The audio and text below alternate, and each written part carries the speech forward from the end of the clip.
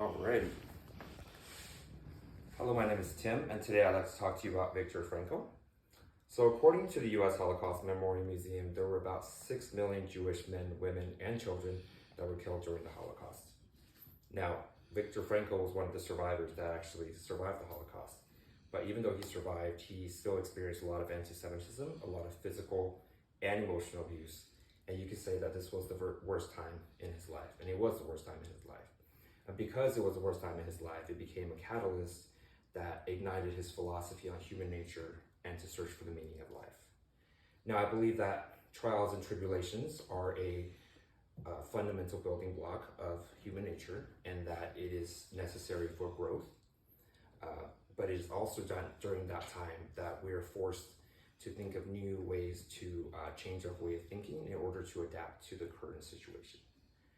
Now, during the time when there was no hope, Viktor Frankl found meaning in small interactions as a means for survival, and his views, and this was his view that through the search of meaning that you can endure any suffering and hardship. Now, through my speech, I'm going to quickly go over life of Viktor Frankl prior to the war, but also go into his experiences during the war, during the concentration camp that had really ignited a lot of his life philosophies. And also I'm going to move on to after the war, where he contributed to the world of psychology.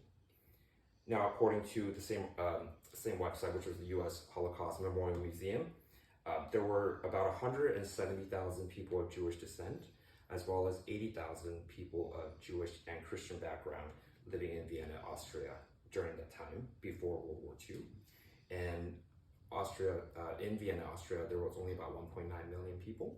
So considering that 170,000 plus 80,000 is a large number of people in the 1.9 million, there were a large group of people. Now, during this time before the war, Viktor Frankl was already a practicing psychiatrist. He was actually put in charge of the psych ward that were for women who were having suicidal thoughts in the psych ward. So he was already in charge of these patients who had mental health issues. Now, according to a journal that's published in 2021 in the National Library of Medicine, during World War II in 1942, Viktor Frankl and his wife Tilly were sent to concentration camps. Now, this was one of the 4 concentration camps that they had gone to. So I want to show you guys a picture. So this is my picture of the concentration camps, as you can see. So I wanted to bring a picture so you can see and get an idea of just the hopelessness during that time. You can see there's the barbed wires and there's the people, they're waiting for food, waiting for shelter, and there's none. So you can see the hopelessness just to get an idea of what people are going through during that time, during the concentration camps. And, there was a lot of losses. And for Viktor Frankl himself, that was the worst time in his life because he lost his parents, and as well as his wife, Tilly, who went into the concentration camp with him. So at that time, he is alone. There's no family anymore. There's no wife. So really, you can imagine that is the most hopeless as you can get. And it is during this time that had really made him think about the meaning of his life in order for him to survive through the worst time of his life. Now, according to the same article that is in the National Library of Medicine, they also mention a few things that he found meaning in during this time.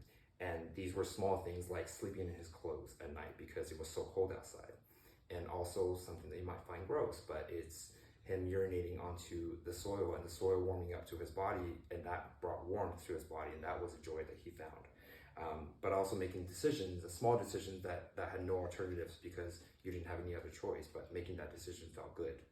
But also, he noticed that the other prisoners that were also in the concentration camps, and also himself, having to focus on small things every day in order to survive, and the little goals in life in order to move on from day to day. Now, in 1946, he wrote in his book, The Man's Search for Meaning, that everything can be taken from a man, but one thing, the last of the human freedom to choose one's attitude in any given set of circumstances. So this is kind of summarizing his ideas of what he learned through the concentration camp, is that even at the worst time of your life, they can take everything away from you, but you still have the ability to change your mind on how you think about the situation you're currently in. Now, after the war was over, he was actually able to publish that book, Man's Search for Meaning, which he wrote during his time at the concentration camp. And publishing this book also introduced the idea of logotherapy to the world of psychology. Now, logotherapy focuses on really developing one's search for meaning and finding the true meaning in your life in order to work on your psychological issues.